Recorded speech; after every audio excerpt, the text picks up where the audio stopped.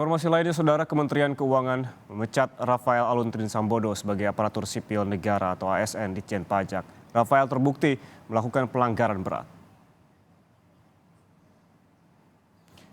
Inspektorat Jenderal Kementerian Keuangan audit investigasi terhadap harta kekayaan Rafael Alun Trisambodo. Hasil investigasi, Ditjen Pajak merekomendasikan pemecatan Rafael Alun.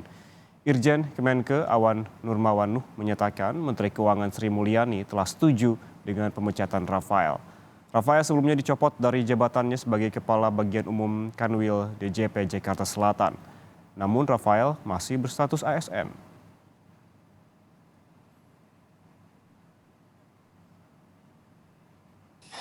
Terbukti yang bersangkutan tidak menunjukkan integritas dan keteladanan dalam sikap, perilaku, ucapan dan tindakan kepada setiap orang, baik di dalam maupun di luar kedinasan, dengan tidak melaporkan LHKPN secara benar, tidak patuh dalam pelaporan dan pembayaran pajak, serta memiliki gaya hidup pribadi dan keluarga yang tidak sesuai dengan asas kepatutan dan kepantasan sebagai ASN. Itu yang pertama.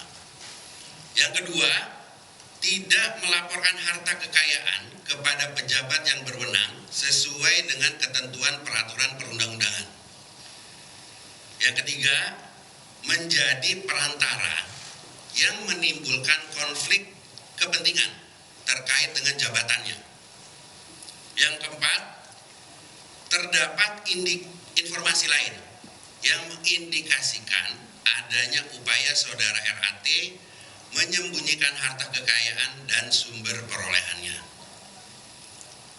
Nah, dari hasil atau temuan bukti dalam audit investigasi itu, Inspektorat Jenderal atau Irjen merekomendasikan untuk memecat saudara RAT.